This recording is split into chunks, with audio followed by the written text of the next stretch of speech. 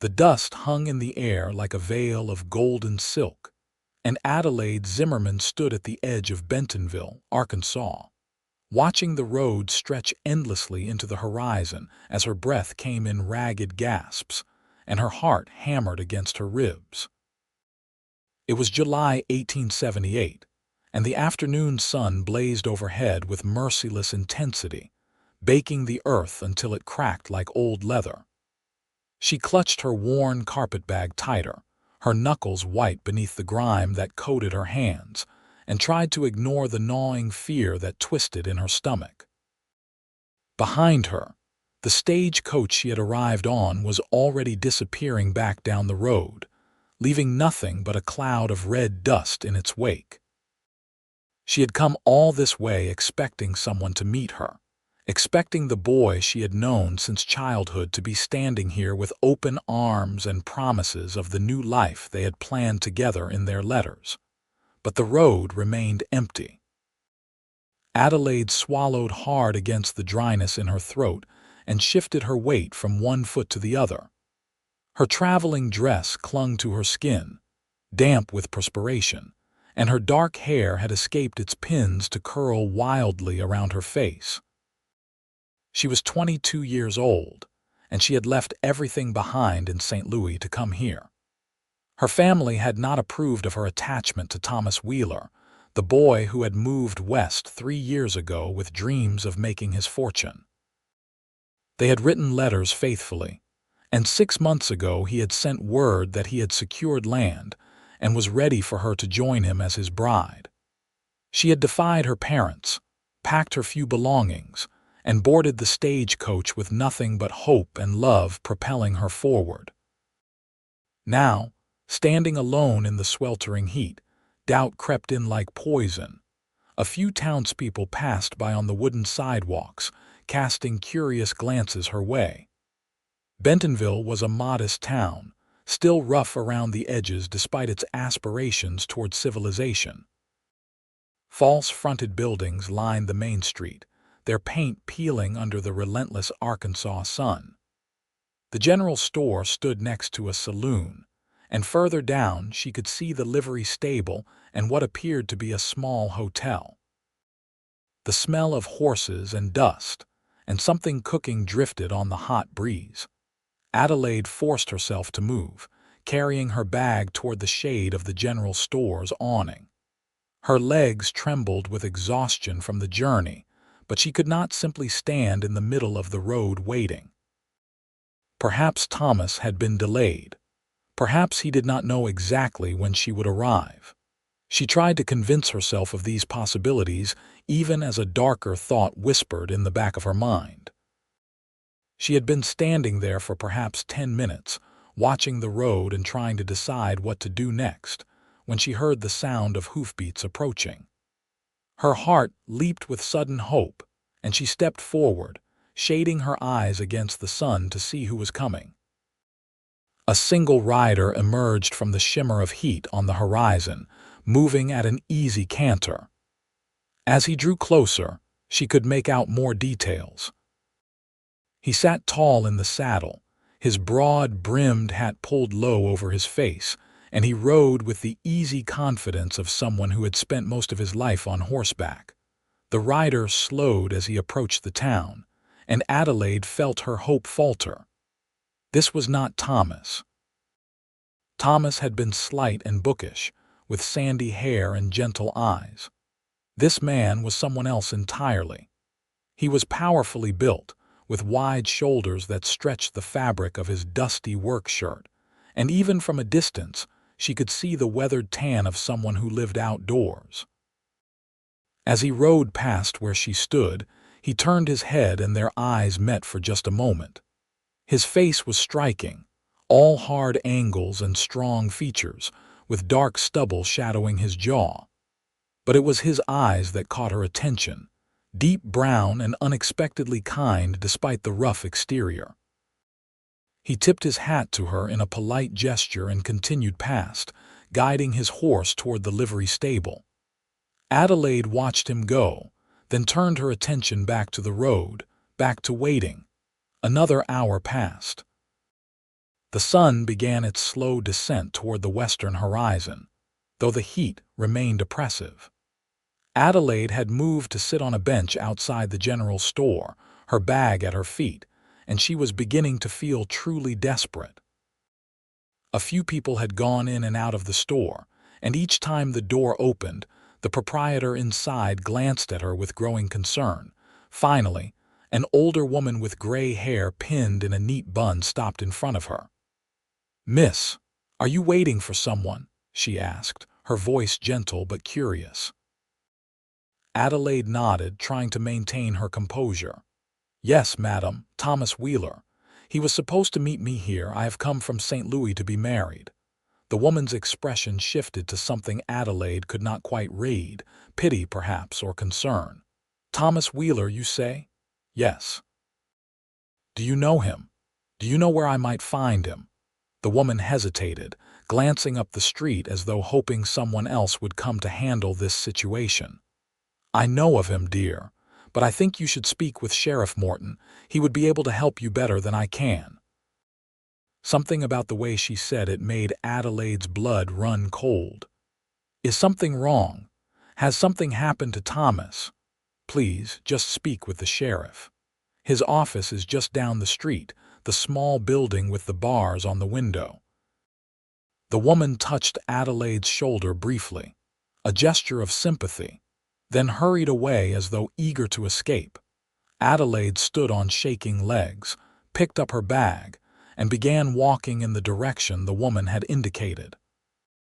Each step felt heavier than the last, and the fear that had been simmering in her chest now threatened to overwhelm her completely. The sheriff's office was easy to find, a squat wooden building with a single barred window and a hitching post out front. She climbed the 2 steps to the door and knocked, her knuckles rapping against the sun-warmed wood.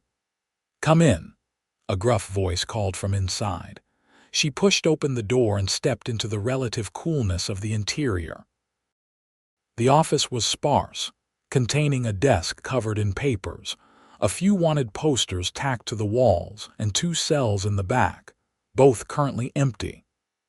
A man in his 50s sat behind the desk, his salt and pepper hair receding and his belly straining against his vest. He looked up as she entered, his expression shifting from mild interest to wariness. "Can I help you, miss?" "I am looking for Thomas Wheeler," Adelaide said, proud that her voice did not shake. "I was told you might be able to help me find him. I have come from St. Louis. We are to be married." The sheriff's face fell, and he stood slowly, removing his hat in a gesture of respect that only increased her dread.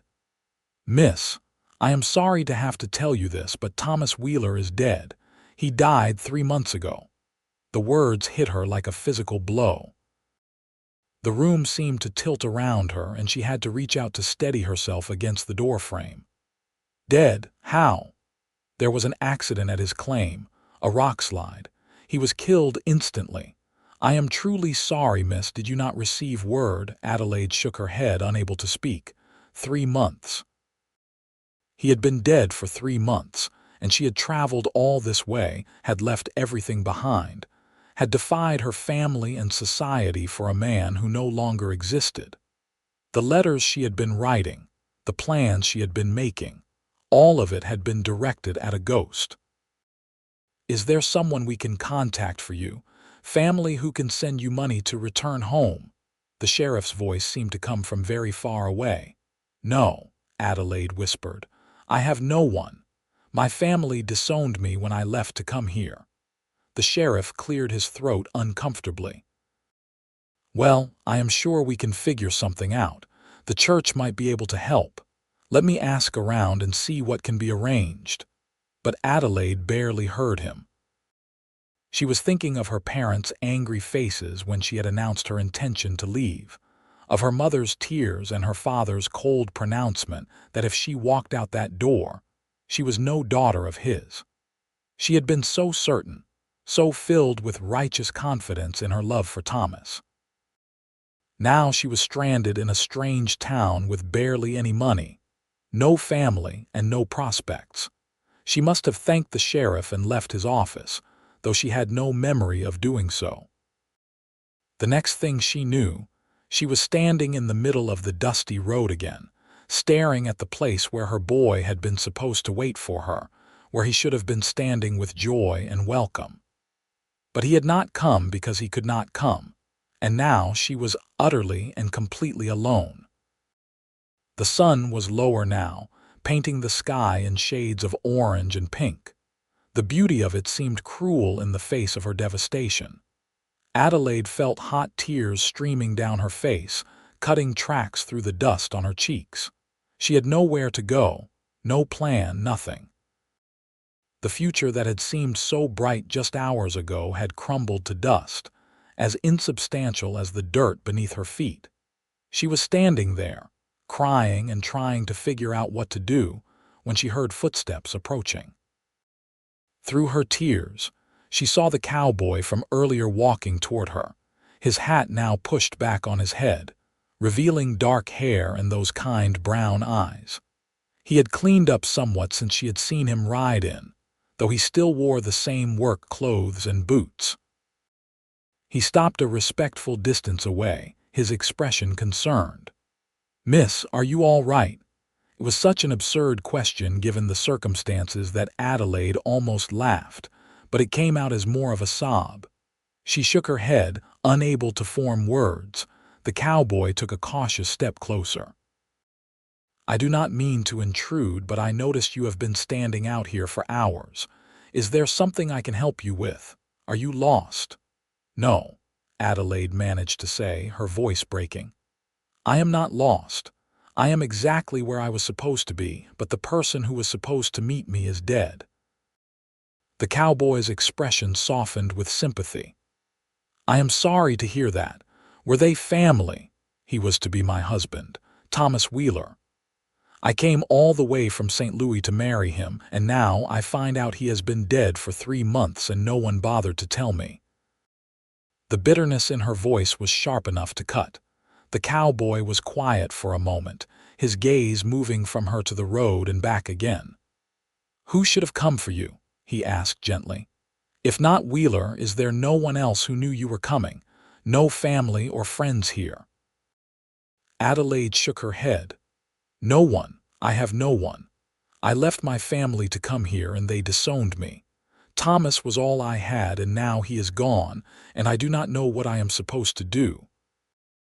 The admission felt like tearing open a wound, exposing her vulnerability to this stranger, but she was too tired and heartbroken to care about propriety anymore. The cowboy removed his hat, running a hand through his hair in a gesture that spoke of discomfort, but also genuine concern. "That is a terrible situation, and I am truly sorry. My name is Owen Dalton. I own a ranch about 5 miles outside of town. It is not much, but it is honest work. If you need a place to stay while you figure things out, I could use help around the house. My sister used to help me, but she got married last year and moved to Fort Smith. The place has been a disaster ever since." Adelaide stared at him, not sure she had heard correctly. "You are offering me work. You do not even know me." Owen shrugged, a slight smile touching his lips. "True enough, but I figure anyone who would travel all this way for someone they loved must have some character. And you look like you could use a helping hand right now. I am not suggesting anything improper," he added quickly, seeing her expression. "There is a separate room in the house, and I spend most of my time working the ranch anyway. You would have your privacy, but at least you would have a roof over your head and some way to earn money while you decide what you want to do next." Adelaide wanted to say no, wanted to tell him that she could manage on her own, but the truth was she had few options. The small amount of money she had brought with her would not last more than a few days, and she had no skills that would easily translate to employment in a town like this. Teaching positions would require references she did not have, and the only other work available to women without family or reputation was the kind she would not even consider. "Why would you do this for a stranger?" she asked, suspicion and desperation warring in her voice. Owen put his hat back on, his expression serious. "Because someone should have come for you. Someone should have been here to meet you and help you. Since no one else stepped up, I figured I would. You do not have to decide right now. The hotel is just down the street. Let me at least pay for a room for you tonight so you can rest and think it over. If you want to take me up on the offer tomorrow, come to the livery in the morning and ask for me. If not, I will wish you well and that will be the end of it." Before Adelaide could protest, Owen walked over to the hotel and disappeared inside. She stood rooted to the spot, her mind spinning with this unexpected development. A few minutes later, he emerged and came back to where she stood. "All set. Room 4. The proprietor knows you are coming. Get some rest, miss." He tipped his hat to her again and began to walk away. "Wait," Adelaide called out, and he turned back. "I do not even know if I should trust you. How do I know this is not some kind of trap?" Owen's expression was patient. "You do not know, and you are right to be cautious. Ask around town about me tomorrow before you make any decisions. Most folks here know me and can vouch for my character. But for tonight, just get some rest. You have had a terrible shock and you need time to process it." He walked away before she could respond, heading back toward the livery stable. Adelaide watched him go, her emotions a chaotic tangle of grief, fear, gratitude, and confusion. Finally, she picked up her bag and walked to the hotel, too exhausted to do anything else. The room was small but clean, with a narrow bed, a washstand, and a single window that looked out over the main street. Adelaide set her bag down and sank onto the bed, her body finally giving in to the strain of the day.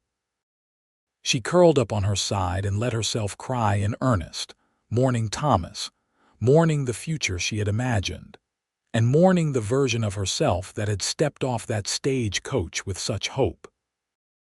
When she finally fell asleep, the sun had set completely and the town was dark and quiet around her. Adelaide woke to sunlight streaming through the window and the sound of activity on the street below. For a moment she was disoriented, unsure where she was, and then the events of the previous day came flooding back.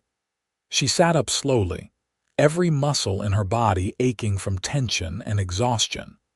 Her face felt tight from dried tears and her mouth was parched. She poured water from the pitcher on the washstand and scrubbed her face and hands, trying to make herself presentable. Her reflection in the small mirror showed a young woman with haunted eyes and tangled dark hair. She looked like someone who had lost everything, which was not far from the truth.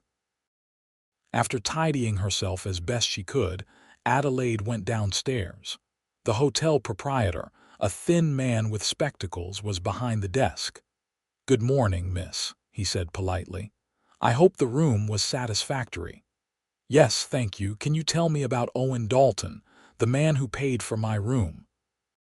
The proprietor's expression warmed considerably. "Owen, fine man. He has been ranching out near Clear Creek for about 5 years now. Works hard, keeps to himself mostly, but he is fair and honest in his dealings.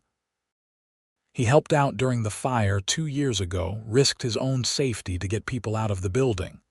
"Why do you ask?" "He offered me employment," Adelaide said carefully, "but I wanted to make sure he was trustworthy before I considered it."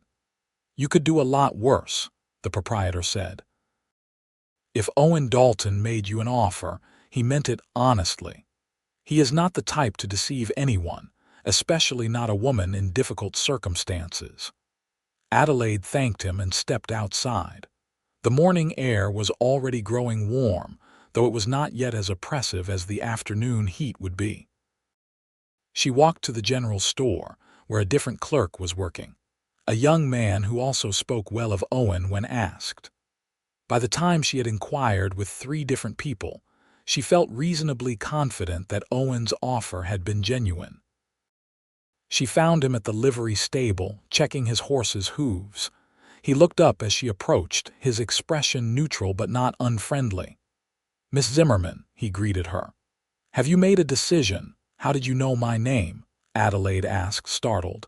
"I asked around," Owen admitted. "Figured I should know who I was offering work to. I hope you do not mind." "No, I suppose that is fair. I have been asking around about you as well." A slight smile touched his lips. "And what did you learn?" "That you are apparently a paragon of virtue," Adelaide said, and then added more seriously, "I would like to accept your offer, Mr. Dalton. I do not have many other options, and I need to earn money if I am going to figure out what to do with my life now." Owen nodded, setting down the horse's hoof. "All right then. Let me finish up here and we can head out to the ranch. Do you need to get your things from the hotel? I have very little, just the one bag." "That is fine. Go get it and meet me back here in about 20 minutes. Adelaide did as instructed, retrieving her carpetbag from the hotel room and thanking the proprietor again. When she returned to the livery, Owen had saddled 2 horses, one for himself and a gentle-looking mare for her. "You ride?" he asked. "A little. It has been a while." "Rosie here is very patient. She will take good care of you." Owen helped her mount, his hands respectful and brief on her waist as he steadied her. Then he tied her bag to his own saddle and swung up onto his horse with easy grace. They rode out of Bentonville at a steady walk, heading northwest along a well-worn trail. The countryside opened up around them, rolling hills covered in a mix of grassland and scattered oak trees. The Ozark Mountains rose in the distance, their slopes covered in thick forest. It was beautiful in a wild, untamed way that was very different from the city Adelaide had left behind. Owen did not talk much as they rode, but his silence was comfortable rather than awkward. He pointed out a few landmarks along the way, a creek where the water ran clear and cold, a particular tree that had been struck by lightning, a spot where he had once seen a black bear.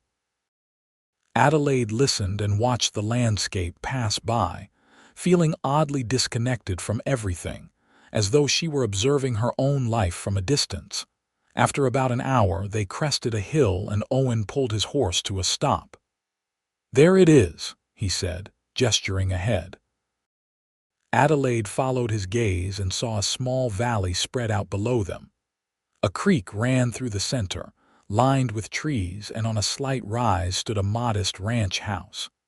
It was a simple structure, 1 story with a covered porch, but it looked solid and well-maintained.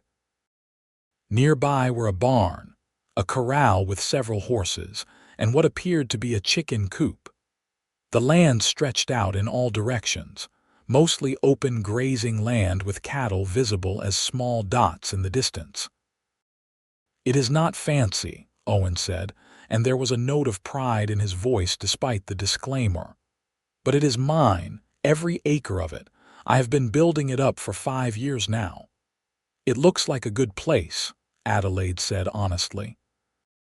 There was something appealing about the simple self-sufficiency of it, the idea that someone could carve out a life with their own hands. They rode down into the valley and up to the house. Owen dismounted and helped Adelaide down, then led both horses to the barn to unsaddle and tend to them. Adelaide stood in front of the house, her bag at her feet, and tried to absorb the fact that this was where she would be living now. Just 2 days ago, she had been in St. Louis, preparing for her journey with excitement and nervousness. Now, everything had changed so completely that she barely recognized her own life. Owen emerged from the barn and picked up her bag. "Come on, I will show you around." The inside of the house was as simple as the outside. The main room served as kitchen, dining area, and sitting room all in one. There was a stone fireplace along one wall, a rough-hewn table with 4 chairs, and a few worn but comfortable-looking pieces of furniture. Everything was dusty and somewhat disorganized, confirming Owen's claim that he had been struggling without his sister's help. "Your room is back here," Owen said, leading her down a short hallway. He pushed open a door to reveal a small bedroom with a single bed, a dresser, and a window that looked out toward the creek. "It is not much, but it is private and the roof does not leak." "It is fine, thank you," Adelaide said. After spending the previous night expecting to have nowhere to sleep at all, having a room to herself seemed like a luxury. Owen set her bag on the bed. "I will leave you to get settled. When you are ready, come back out to the main room and I will explain what needs doing. We can work out a fair wage once I see what you are capable of." He left, closing the door quietly behind him, and Adelaide was alone. She sat on the edge of the bed and looked around the small room. The walls were bare wood, the furniture simple and functional. But it was clean and it was safe, and right now that was all she could ask for. She unpacked her few belongings, hanging her spare dress on a peg on the wall and arranging her brush, mirror, and the few other items she had brought on top of the dresser. At the bottom of her bag, wrapped carefully in cloth, was the packet of letters from Thomas. She took them out and stared at them, his familiar handwriting blurring as tears filled her eyes again. She had been so sure of their future together. Now these letters were all she had left of him, and they felt like lies, promises that could never be kept. Adelaide set the letters in the top drawer of the dresser and closed it firmly. She would mourn Thomas, but she could not let her grief paralyze her. She needed to survive, and that meant focusing on the present rather than dwelling on what could have been. When she emerged from the bedroom, she found Owen standing by the kitchen area, looking somewhat helpless. "I am not much of a cook," he admitted. "I usually manage biscuits and bacon and sometimes beans if I am feeling ambitious. My sister tried to teach me, but it never really took." Despite everything, Adelaide felt a small smile tug at her lips. "I can cook. My mother insisted I learn, even though I complained about it at the time. I suppose I should thank her for that now." "That would be a tremendous help," Owen said with obvious relief. "Most of what needs doing is keeping the house livable and preparing meals. I take care of the animals and the ranch work. There is a garden out back that has been neglected, but if you have any skill with plants, it would be nice to get it productive again. My sister used to grow all kinds of vegetables." "I can try," Adelaide said. "I am not promising miracles, but I will do my best. That is all I ask." They spent the rest of the morning with Owen showing her where things were kept, explaining his routines, and discussing what would be expected of her. He was straightforward and businesslike, but also patient when she had questions. Adelaide found herself relaxing slightly in his presence. He did not pry into her grief or try to offer empty platitudes. He simply treated her with respect and gave her space to find her footing. By midday, Adelaide had prepared a simple meal of fried ham, eggs, and biscuits. They ate at the table in comfortable silence, and afterward, Owen returned to his work while Adelaide began the daunting task of cleaning the house. It was clear that no one had done a thorough cleaning in quite some time. Dust covered every surface, the floors needed sweeping and scrubbing, and the windows were so dirty they barely let in light. Adelaide threw herself into the work with an almost desperate energy. Physical labor kept her mind occupied and gave her a sense of purpose. She swept and scrubbed, beat rugs and washed windows, and by the time evening fell, she was exhausted but satisfied with the visible progress she had made.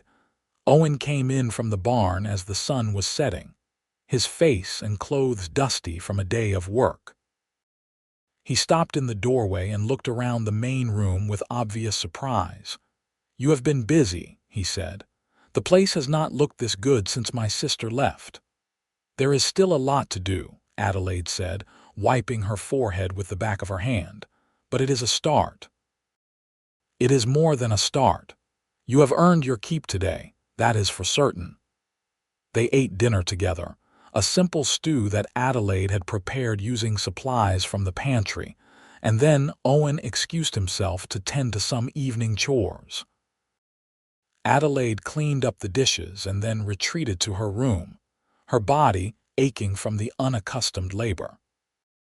That night, lying in the narrow bed and listening to the unfamiliar sounds of the countryside, Adelaide cried again for Thomas, for the life she had lost, and for the uncertain future that stretched ahead of her.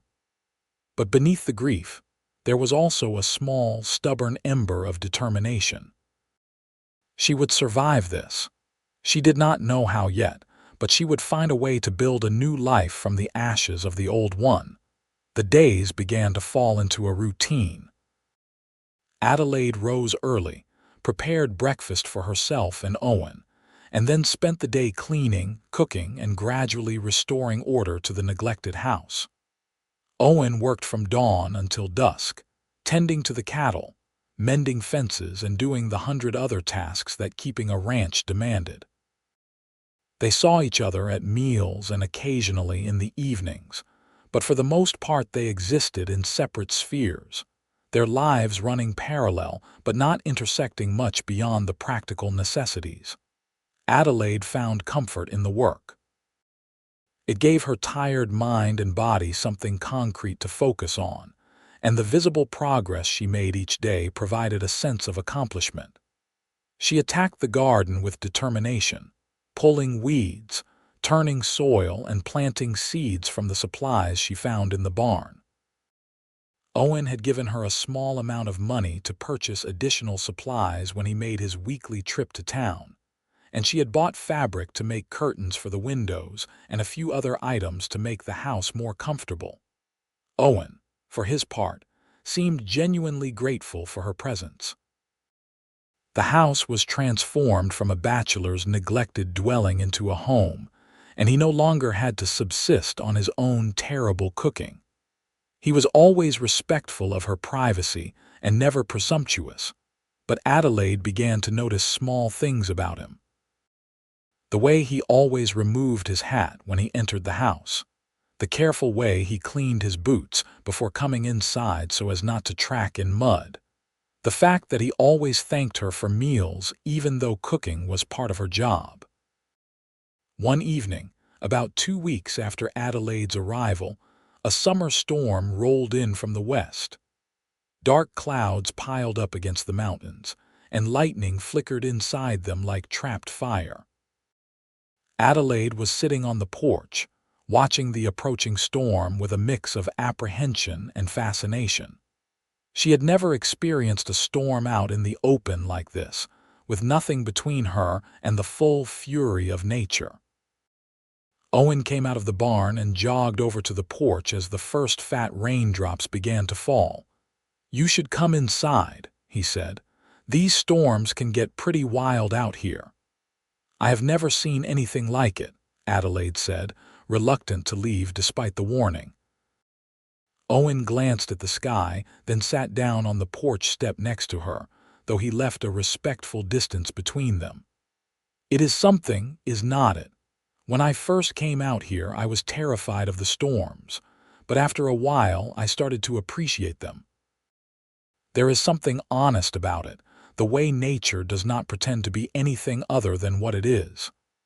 Adelaide looked at him curiously. It was the most personal thing he had said since she had arrived. "Where did you come from originally?" "Indiana."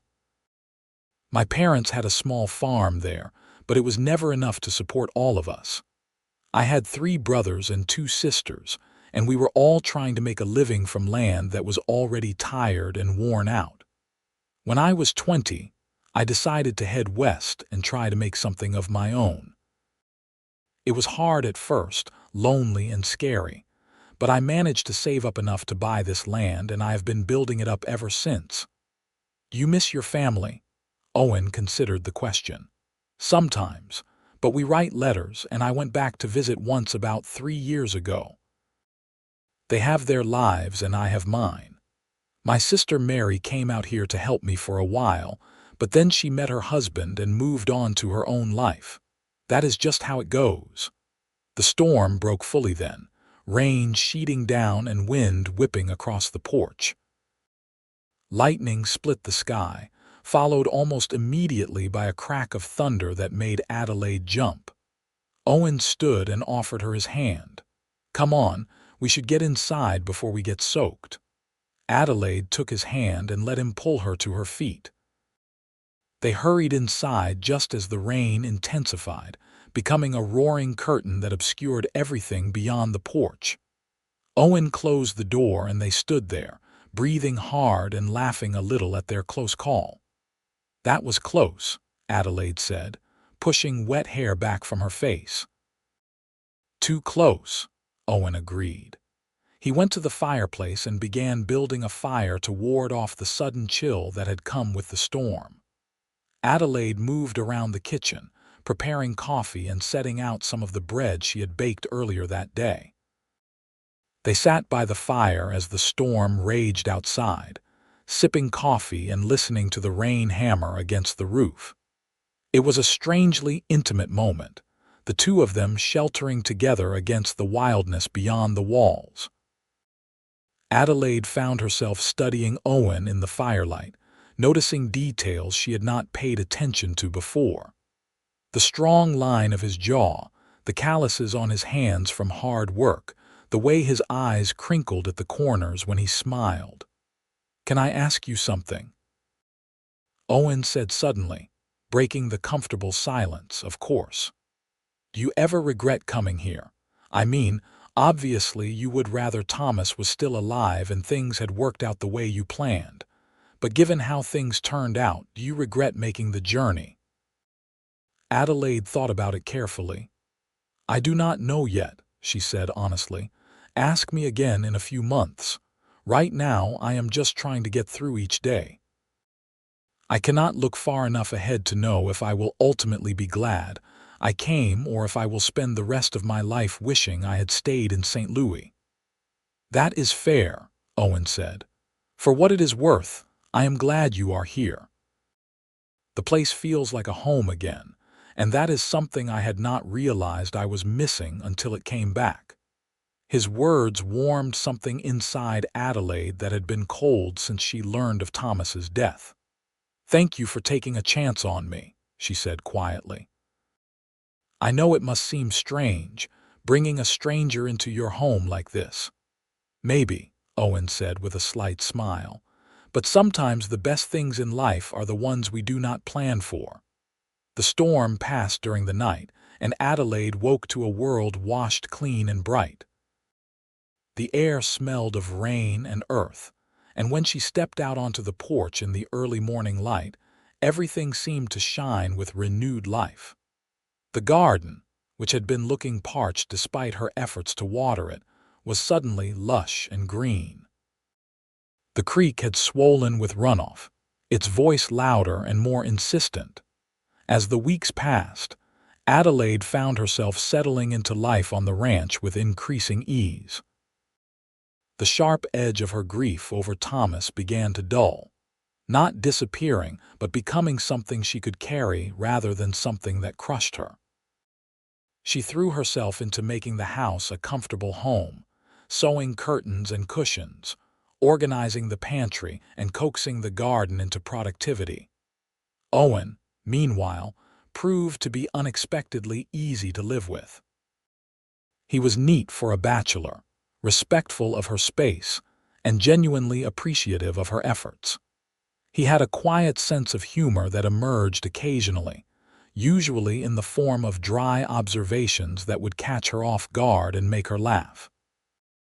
Adelaide found herself looking forward to their shared meals, to the conversations that ranged from practical matters to more philosophical discussions about life and choices and the nature of happiness. One Saturday, nearly a month after her arrival, Owen announced that he needed to go into town for supplies and asked if she wanted to come along. Adelaide agreed eagerly, realizing that she had not left the ranch since she had arrived. She changed into her better dress and tied a bonnet over her hair to protect from the sun. The ride into Bentonville felt different this time. The last time she had made this journey, She had been full of dread and uncertainty. Now, riding beside Owen on the gentle mare Rosie, she felt a strange sense of peace. The countryside was familiar now, and when the town came into view, it no longer seemed like the site of her worst day, but simply a small settlement going about its business. They tied their horses outside the general store, and Owen held the door for her as they entered. The proprietor greeted them both warmly, and Adelaide noticed with some surprise that several people seemed to assume she and Owen were together in a more than just employer and employee capacity.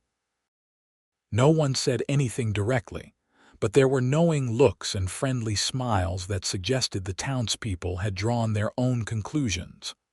While Owen discussed his supply order with the proprietor, Adelaide browsed the shelves, looking at fabrics and notions. Her money was running low, but Owen had insisted on paying her a wage in addition to providing room and board, and she had been carefully saving what little she earned. "See anything you like," a woman's voice said beside her, and Adelaide turned to find a pleasant-faced woman about her own age smiling at her. "Just looking," Adelaide replied. "I was thinking of making a new dress, but I have not decided yet." "I am Rebecca Marsh," the woman said, extending her hand. "I own the boarding house at the edge of town. I have seen you with Owen Dalton. Are you his new housekeeper?" Adelaide shook her hand, appreciating the direct but friendly approach. "Yes, I have been working for him for about a month now. I am Adelaide Zimmerman." "Well, it is nice to meet you properly, Adelaide. Owen is a good man. My late husband thought very highly of him." "Your late husband, he passed 2 years ago," Rebecca said, and there was still sadness in her eyes but also acceptance. "It was sudden, his heart. But I have been managing all right. The boarding house keeps me busy, and my son helps when he is not working at the livery." Adelaide felt an immediate kinship with this woman who had also experienced loss and found a way to keep going. They talked for a few more minutes, and by the time Owen came to find Adelaide, she had made her first friend in Bentonville. On the ride back to the ranch, Owen seemed pleased. "I saw you talking with Rebecca Marsh. She is good people. She seems very nice. She invited me to come to the church social next month." "You should go," Owen said. "It would be good for you to meet more people in town, make some friends. You do not want to spend all your time isolated out at the ranch." Adelaide glanced at him. "Would you go too?" Owen looked uncomfortable. "I am not much for social gatherings, but I could bring you and pick you up after if you wanted." "Maybe," Adelaide said, though she was not sure how she felt about going to a social event without knowing anyone well. The idea was both appealing and intimidating. As summer deepened into August, the heat became oppressive. The work on the ranch was harder in the blazing sun, and even the early mornings and late evenings offered little relief. Adelaide took to doing as much work as possible in the coolest parts of the day, and she noticed Owen doing the same. One particularly hot afternoon, Adelaide was in the kitchen trying to prepare dinner without heating the house up too much when Owen came in from working on a fence repair. His shirt was soaked with sweat, and his face was flushed from the heat. "It is brutal out there today," he said, pouring himself a glass of water from the pitcher and drinking it down in several long gulps. "You should rest," Adelaide said with concern. "You are going to make yourself sick working in this heat." "I am fine," Owen insisted, but even as he said it, he swayed slightly on his feet. Adelaide immediately went to him, putting a hand on his arm to steady him. "You are not fine. Come sit down." She guided him to a chair and made him sit, then dampened a cloth and pressed it to his forehead and the back of his neck. "You have been working too hard. The fence can wait until tomorrow when it is cooler." Owen closed his eyes, leaning into her ministrations. "I suppose you might be right." They stayed like that for several minutes. Adelaide tending to him with gentle efficiency while Owen gradually cooled down, and his color returned to normal. There was something tender about the moment, an unexpected intimacy that had nothing to do with romance and everything to do with simple human care. When Owen finally opened his eyes again, he found Adelaide still standing close, her hand resting on his shoulder. Their gazes met and held for a long moment, and something unspoken passed between them. Adelaide felt her breath catch, suddenly aware of how handsome Owen was, how kind he had been to her, how solid and dependable his presence had become in her life. She stepped back quickly, confused by the feeling stirring inside her. It had only been 2 months since she learned of Thomas's death. It felt wrong to be noticing another man, to be feeling anything beyond gratitude for the help Owen had provided. "I should finish getting dinner ready," she said, her voice not quite steady. "Adelaide," Owen said, and the way he spoke her name made her pause. "Thank you for taking care of me just now." "Of course," she replied, not quite meeting his eyes. "That is what anyone would do." But they both knew it had felt like more than that. That night, Adelaide lay in her bed unable to sleep, her mind churning with conflicting emotions. She had loved Thomas, or at least she had loved the idea of Thomas and the future they had planned together. But she was beginning to realize that what she had felt for him had been built more on letters and memories and imagination than on any deep knowledge of who he really was as a person. Owen, by contrast, she was coming to know in a very real way. She saw him every day, witnessed how he treated the animals with patient kindness, noticed the pride he took in his work and his land. She had seen him exhausted and frustrated and triumphant. She had laughed with him and shared meals with him, and slowly, without meaning to, she had started to care about him as more than just the man who had given her a chance when she needed it most. But it felt like a betrayal of Thomas to have these feelings. It felt too soon, too convenient, as though she were simply transferring her need to be cared for from one man to another without regard for genuine emotion. Adelaide rolled over and stared at the moonlight coming through her window. She would need to be careful, to guard her heart, until she understood what was real and what was simply her response to difficult circumstances.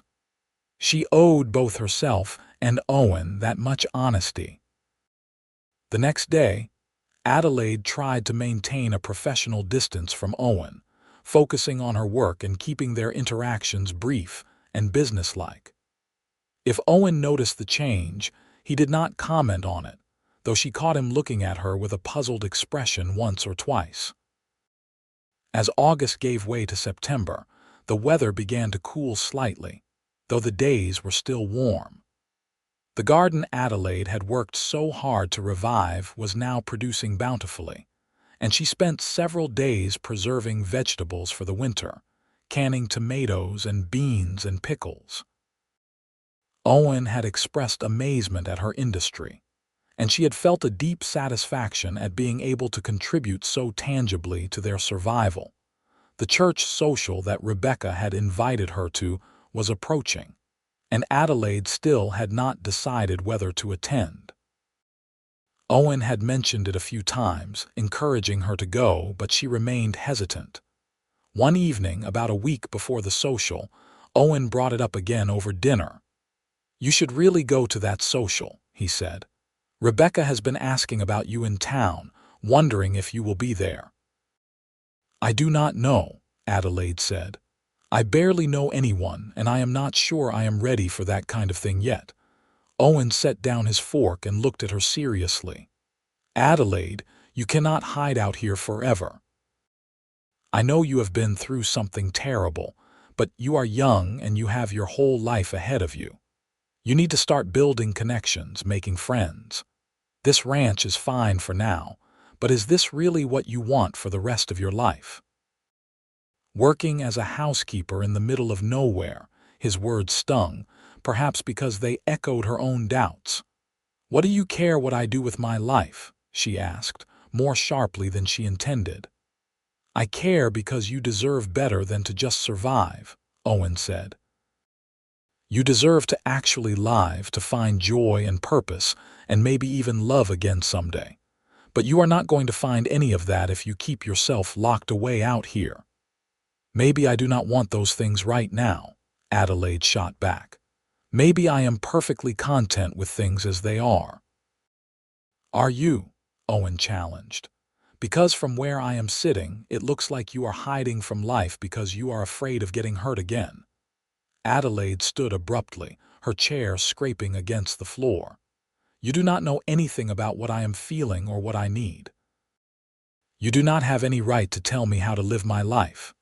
She fled to her room before Owen could respond, slamming the door behind her.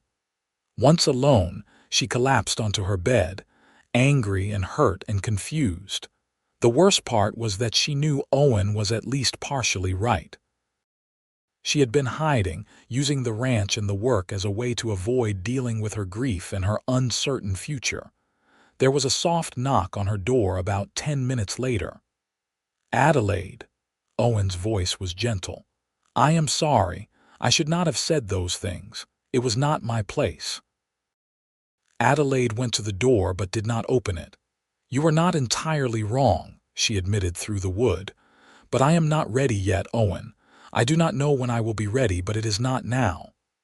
"I understand," Owen said. "Take all the time you need. I just want you to know that you are welcome here for as long as you need to stay, no matter what you decide to do with your future." "Thank you," Adelaide whispered.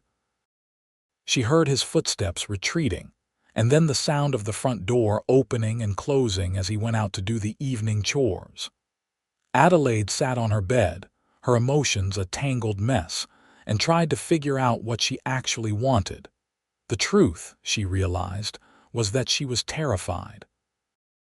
She was falling for Owen, had probably been falling for him for weeks now, and that scared her more than anything. What if she was wrong about him? What if she let herself love him and then lost him too? What if her judgment was clouded by gratitude and circumstance? What if she was betraying Thomas's memory by moving on so quickly? But another part of her whispered that Thomas was gone, that she was still alive, and that Owen Dalton was a good man who had shown her nothing but kindness and respect. Maybe, just maybe, she was allowed to feel something for him without it diminishing what she had felt for Thomas. The next morning, Adelaide found Owen already working in the barn when she came out to collect eggs from the chicken coop. She hesitated, then walked over to where he was repairing a saddle. "Owen," he looked up, his expression carefully neutral. "Morning." "I have been thinking about what you said last night," Adelaide began, choosing her words carefully. "And I have decided to go to the church social.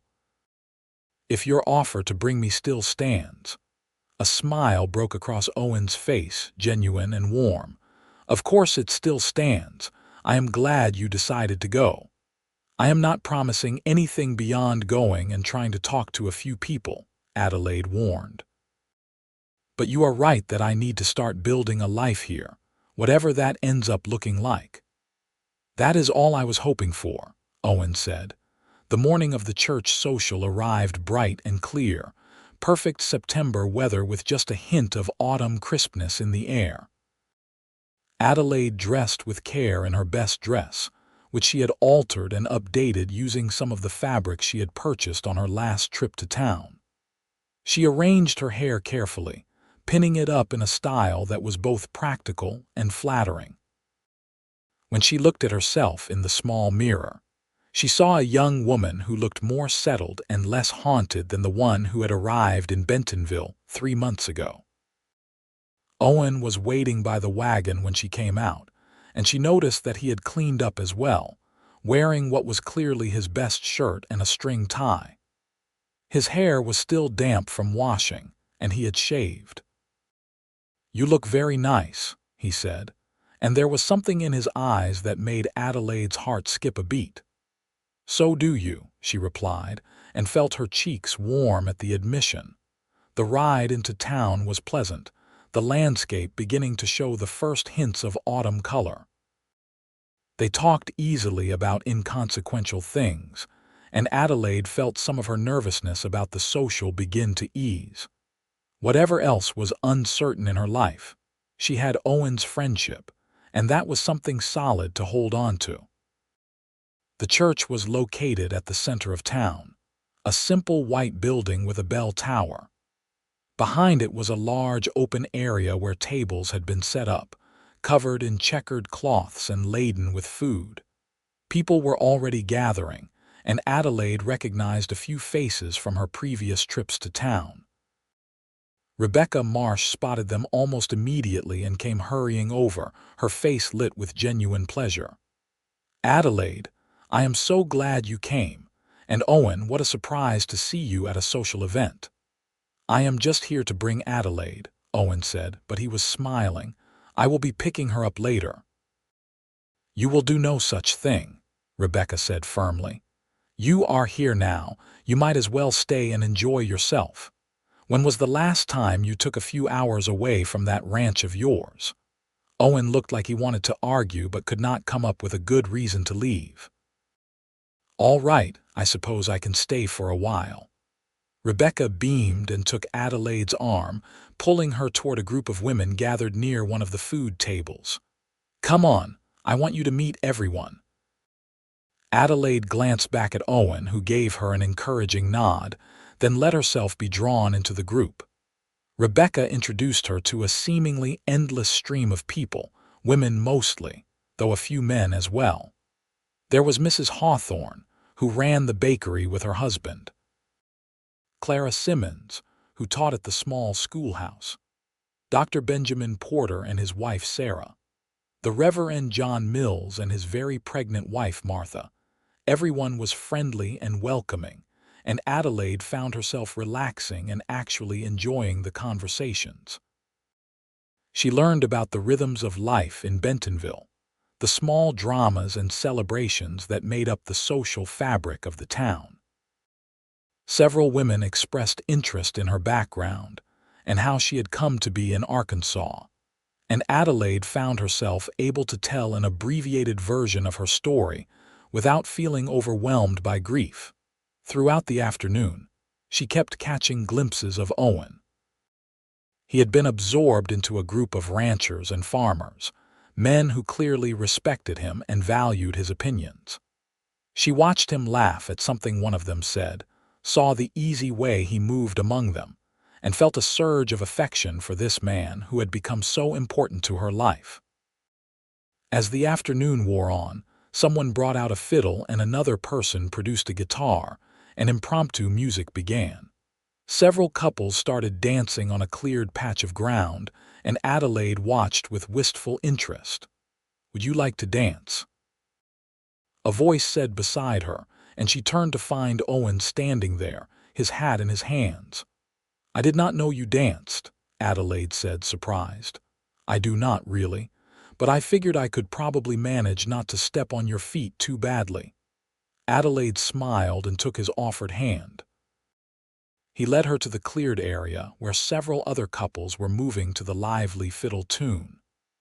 Owen placed one hand carefully on her waist and took her other hand in his, and they began to move together, finding a rhythm that worked despite his claimed lack of skill.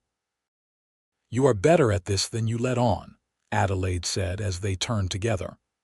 "I had a good teacher once," Owen admitted. "My sister Mary was always making me practice with her before she went to dances. I complained at the time, but I suppose I am grateful now." They danced through 2 songs, and Adelaide found herself laughing at Owen's occasional missteps and the way he would apologize profusely each time.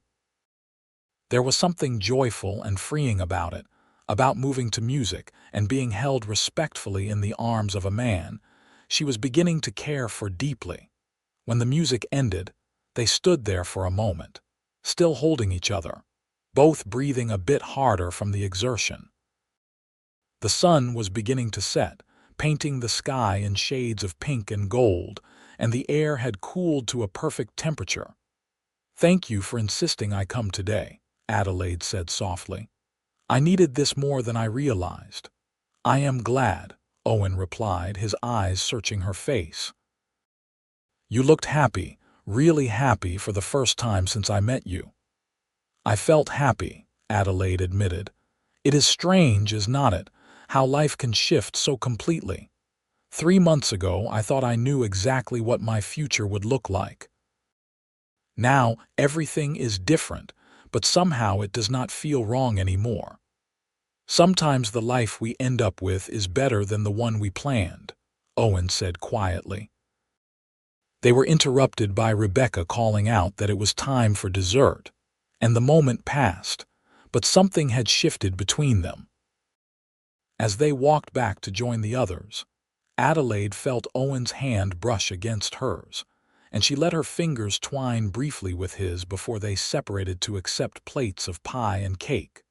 The ride home was quiet, both of them tired from the long day and content to simply be in each other's company. The moon was rising as they arrived back at the ranch, full and bright enough to cast shadows. Owen helped Adelaide down from the wagon, his hands lingering just a moment longer than necessary on her waist. "I had a good time today," he said. "Thank you for letting me stay. Thank you for dancing with me, even though you claimed not to know how." They stood there in the moonlight, neither quite ready to go inside and end the evening. The crickets sang in the grass, and somewhere in the distance a coyote howled. "Adelaide," Owen said, his voice low and serious. "I need to tell you something, and I hope it will not make things awkward between us." Adelaide's heart began to beat faster. "What is it?" "I have feelings for you. I have been trying to tell myself that you are just my employee and that you need time to heal from losing Thomas. But the truth is, I think about you all the time. I look forward to seeing you every morning, and I find excuses to come back to the house during the day just to be near you. And today, dancing with you, I realized I am falling in love with you." Adelaide felt tears spring to her eyes, but they were not tears of sadness. "Owen, you do not have to say anything," he interrupted quickly. "I do not expect you to feel the same way. I know it has not been very long, and I know you cared about Thomas. I just needed you to know how I feel, so there is honesty between us." "I need to tell you something too," Adelaide said, her voice shaking slightly. "I have been fighting my feelings for you because I felt guilty. I felt like I was betraying Thomas by moving on so quickly. But the truth is, I think I started falling for you the first day we met, when you saw me crying in that dusty road and instead of walking away, you asked who should have come for me. You saw me at my worst moment, and you offered me hope when I had none. How could I not fall in love with someone like that?" Owen's expression transformed with joy and disbelief. "Do you mean that?" "Yes," Adelaide said, and she was crying now but also smiling. "I love you, Owen Dalton. I do not know if that makes me terrible or disloyal or foolish, but it is the truth." Owen closed the distance between them in 2 steps and cupped her face in his hands, wiping away her tears with his thumbs. "It does not make you any of those things. It makes you human, and brave and beautiful. Can I kiss you?" Adelaide nodded, and Owen lowered his head to press his lips against hers. It was a gentle kiss, tender and full of promise, and Adelaide felt something inside her finally heal, the broken pieces of her heart coming together in a new configuration that was different from before but no less whole. When they finally pulled apart, both were breathless and smiling. "I guess we should probably go inside," Owen said reluctantly. "I suppose we should," Adelaide agreed, but neither of them moved. "Tomorrow, can we talk about what this means about us?" Owen asked. "Yes, tomorrow we will figure everything out, but right now I just want to enjoy this moment." They stood together under the moon for a long time, holding each other and marveling at how life could surprise you when you least expected it. The next morning, Adelaide woke with a sense of lightness she had not felt in months. The grief over Thomas was still there, a tender spot in her heart, but it no longer consumed her. She could acknowledge what she had lost while also embracing what she had found.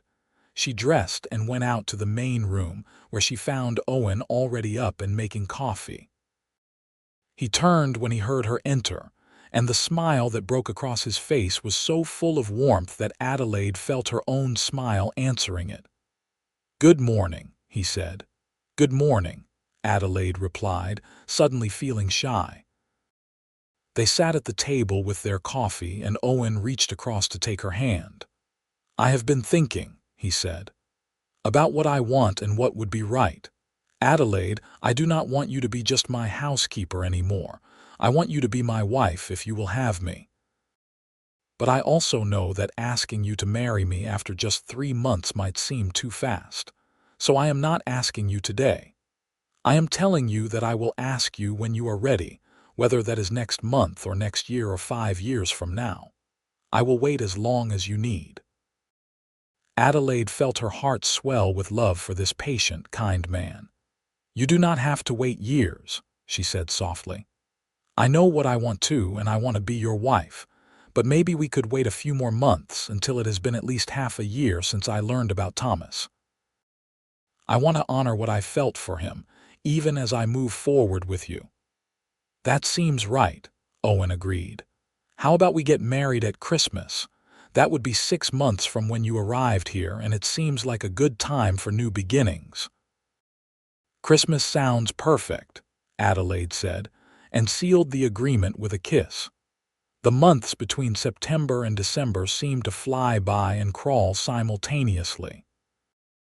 Adelaide and Owen's relationship deepened as they spent their days working side by side, and their evenings talking about their hopes and dreams for the future. They went into town together regularly now, no longer hiding the nature of their relationship from the community. Rebecca Marsh was delighted, and immediately began helping Adelaide plan the small wedding ceremony that would take place at the church. Adelaide wrote a letter to her parents, informing them of her engagement and extending an olive branch. She was not sure they would respond, but she felt it was important to try. To her surprise, a letter came back from her mother 2 weeks before the wedding. It was stiff and formal, but it acknowledged Adelaide's upcoming marriage and included her mother's best wishes. It was not a full reconciliation, but it was something, and Adelaide treasured it. Owen spent those months making improvements to the house, adding a small addition that would serve as a proper bedroom for them, larger and more comfortable than either of their current rooms. He worked on it every spare moment he had, determined to have it finished before the wedding. Adelaide sewed new linens and curtains, and slowly their separate existences began to merge into something unified. On Christmas Eve 1878, Adelaide Zimmerman became Adelaide Dalton in a simple ceremony at the Bentonville church. She wore a dress she had made herself from cream-colored fabric that Rebecca had helped her select. Owen wore his best suit, borrowed from the doctor who was close to his size, and he looked so handsome that Adelaide felt her breath catch when she saw him waiting for her at the altar. The ceremony was small but heartfelt. Rebecca stood up with Adelaide, and one of Owen's rancher friends stood with him. The Reverend Mills spoke about love and commitment, and the courage it takes to start anew after loss. When Owen placed a simple gold band on Adelaide's finger and promised to love her for the rest of his life, Adelaide knew with absolute certainty that she was exactly where she was meant to be. The townspeople threw them a small celebration after the ceremony, with food and music and dancing. Adelaide danced with her new husband under the winter stars, and when he held her close and whispered that he loved her, she felt blessed beyond measure. That night, in their new bedroom in the house they would share, Owen and Adelaide came together as husband and wife. It was tender and sweet and occasionally awkward as they learned each other's bodies and rhythms, but it was also deeply loving. Afterward, lying in Owen's arms, Adelaide marveled at the journey that had brought her here. "What are you thinking about?" Owen asked, running his fingers through her loose hair. "I was thinking about that day in July when I stood in the dusty road, waiting for someone who would never come. I was so lost and afraid. And then you came along and asked who should have come for me, and everything changed." "I am glad I was there," Owen said. "I am glad I was the one who got to help you." "Do you think Thomas would forgive me for being happy with someone else?" Adelaide asked quietly. Owen was silent for a moment, considering the question seriously. "I think if he truly loved you, he would want you to be happy, even if that happiness comes with someone else. You honored him by grieving him, but you also honored yourself by choosing to live again. There is no betrayal in that." Adelaide turned in his arms to kiss him. "I love you so much." "I love you too, now and always." They fell asleep tangled together, warm and safe and deeply content. The winter passed in a blur of cozy domesticity. Adelaide and Owen settled into married life with surprising ease. Their prior months of living together having smoothed out many of the adjustments that newlyweds usually faced. They worked together during the day, taking care of the ranch and the home, and spent their evenings planning for the future. In early spring, Adelaide began to suspect she was pregnant. She waited to be certain before telling Owen, wanting to be sure before raising his hopes. When she finally confirmed it with Dr. Porter, she went home and told Owen that evening over dinner. His reaction was everything she could have hoped for. He jumped up from the table, swept her into his arms, and spun her around, laughing with pure joy. "We are going to have a baby," he kept saying, as though he could not quite believe it. "We are," Adelaide confirmed, laughing and crying at the same time. "In the fall, probably October."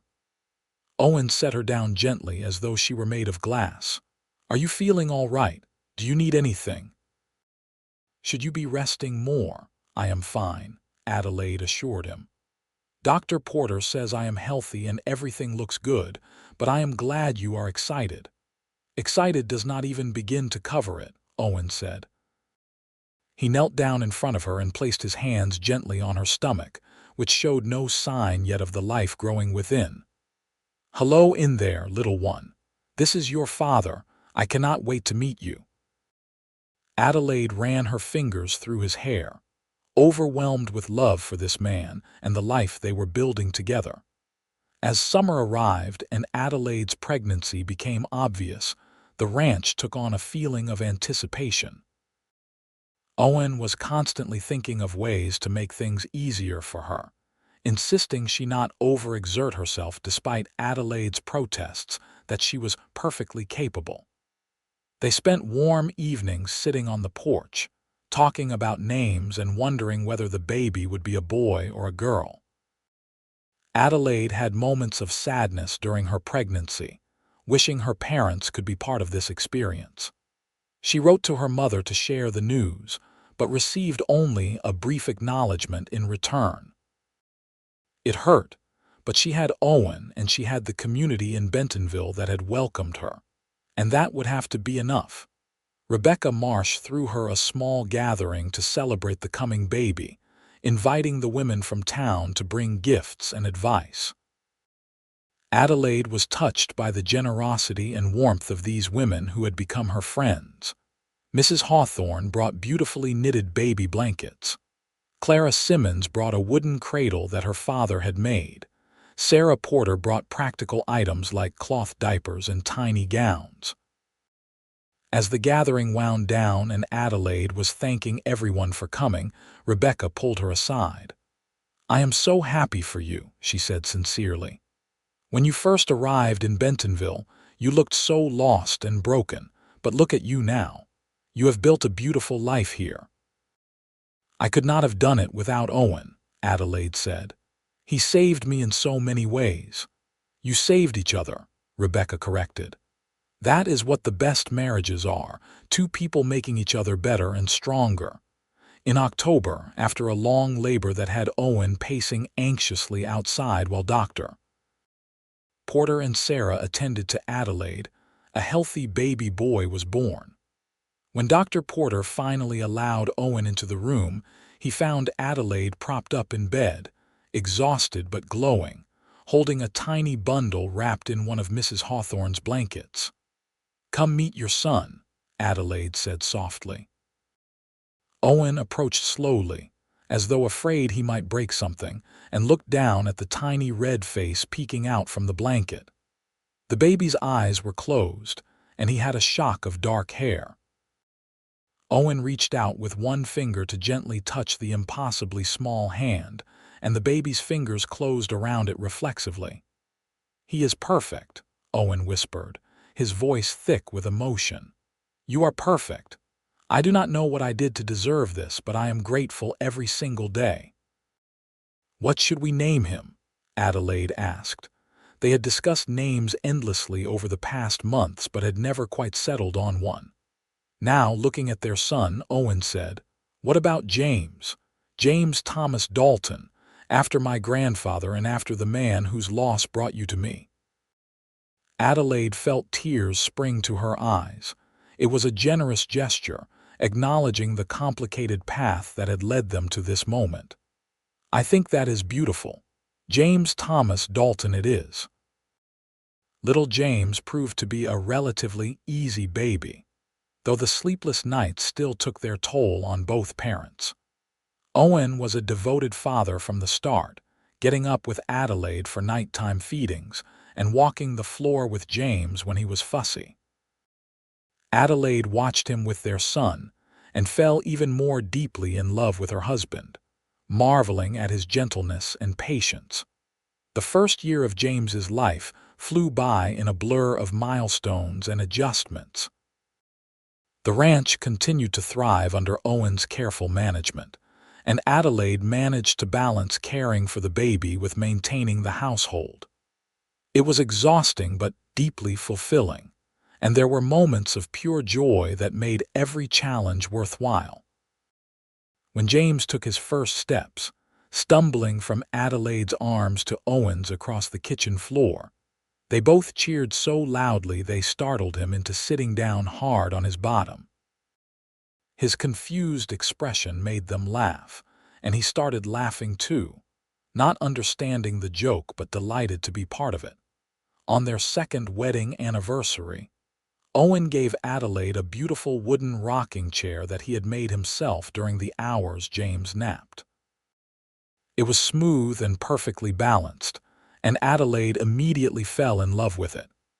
They placed it on the porch, and she spent many evenings rocking there with James, watching the sun set over the land they called home. In the spring of 1881, Adelaide discovered she was pregnant again. This time the news was less shocking but no less joyful. James was nearly 2 years old now, walking and talking in his own limited vocabulary, and the idea of giving him a sibling seemed natural and right. "I hope it is a girl this time," Owen said when Adelaide told him. "I would love to have a daughter."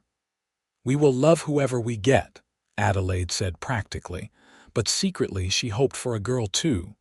Their daughter was born in December 1881, a Christmas baby with her mother's dark eyes and what promised to be her father's strong features.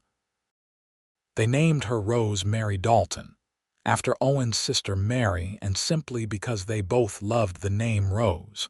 With 2 children under the age of 3, life became even busier, but also richer and fuller. Owen hired a young man from town to help with some of the ranch work, giving himself more time to spend with his growing family.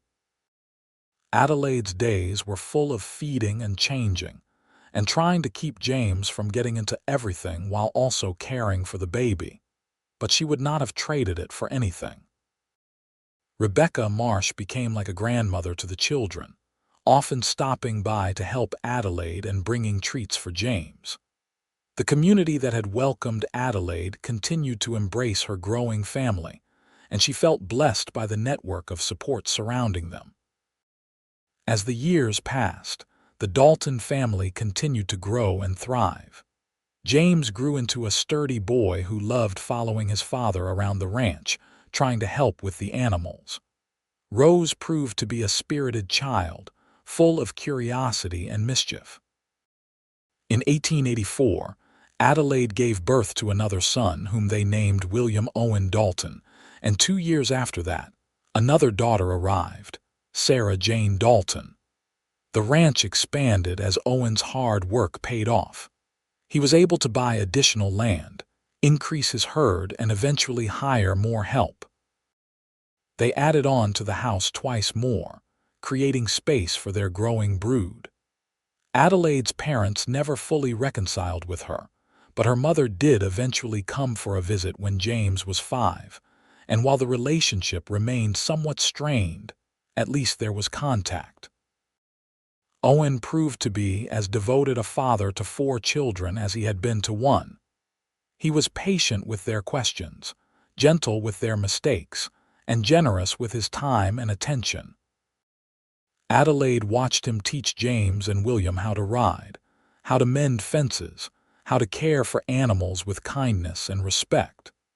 She watched him sit for hours having elaborate tea parties with Rose and Sarah, his large hands holding tiny cups with exaggerated delicacy.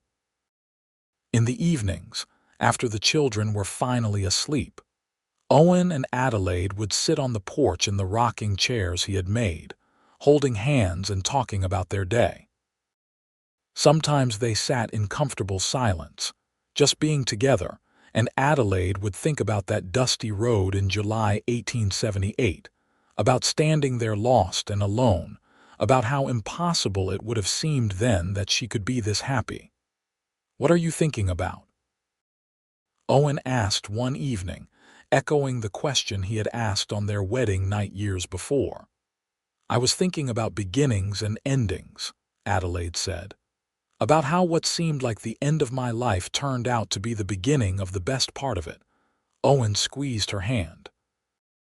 "I think about that too sometimes, about how I almost did not stop that day, how I almost just rode past you. What if I had? Where would you be? Where would I be?" "But you did stop," Adelaide said. "You asked who should have come for me, and in the end the answer was you. It was always supposed to be you." "I love you," Owen said, pulling her close. "From that first day until my last day I will love you." "And I love you," Adelaide replied, "always and forever." They sat together as the stars came out, 2 people who had found each other in the most unlikely circumstances and built a life full of love and purpose and joy. The ranch stretched out around them, the land they had worked and nurtured together, and inside the house, their children slept peacefully, dreaming whatever dreams children dream. As the years continued to pass, the Dalton family became a fixture in Bentonville. Owen was respected as a fair and honest rancher, and Adelaide was known for her kindness and her involvement in the church and community. James grew into a fine young man who eventually took over much of the ranch work from his aging father. Rose became a teacher like Clara Simmons, beloved by her students. William showed an aptitude for business and eventually opened a feed store in town. Sarah, the youngest and most artistic, married a traveling painter and moved to Little Rock, though she visited often. Owen and Adelaide aged together, their hair graying, their bodies slowing, but their love never diminishing. They celebrated 50 years of marriage surrounded by their children, grandchildren, and great-grandchildren, a testament to the family they had built from the ashes of loss and the courage to love again. On a warm spring evening in 1930, Adelaide sat in her beloved rocking chair on the porch, watching the sunset paint the sky in brilliant colors. Owen sat beside her, his hand in hers as it had been for over 50 years. They were both in their 70s now, their bodies worn from years of hard work but their spirits still strong. "You remember the day we met?" Adelaide asked, her voice still clear despite her age. "Every detail," Owen replied. "You were standing in the dusty road, crying, looking so lost. I knew I had to help you. I was convinced my life was over," Adelaide said, "but it was just beginning. Everything I have, everything I am, started that day when you chose to stop and ask who should have come for me. And you chose to trust me," Owen said. "That took more courage than anything I did." "We have had a good life, have not we?" Adelaide asked, though she already knew the answer. "The best life," Owen confirmed. "Every day with you has been a gift." As the sun sank below the horizon and the first stars appeared, Adelaide leaned her head on Owen's shoulder. They sat there together, watching the night come, surrounded by the land they loved and the family they had created. From tragedy and loss had come something beautiful and lasting, proof that life could surprise you with joy when you least expected it, and that sometimes the greatest love stories begin with a simple act of kindness on a dusty road. Their love had endured through seasons and years, through challenges and triumphs, through the raising of children and the building of a legacy. And when they finally left this world, many years later and within months of each other, they left behind not just land and possessions, but a family rooted in love and the memory of two people who had found each other when they needed it most and had chosen to build something lasting together. The ranch continued for generations after them, passed down through their children and grandchildren, and the story of how Adelaide came to Bentonville looking for one man and found another who would become the love of her life became family legend, told and retold to each new generation. It was a story about loss and hope, about courage and kindness, and about how sometimes the life you are meant to live is not the one you planned, but the one you discover along the way. And so their story ended not with sadness but with joy, not with regret but with gratitude, and the knowledge that they had loved each other well and had been loved in return, which is perhaps all anyone can truly hope for in this life.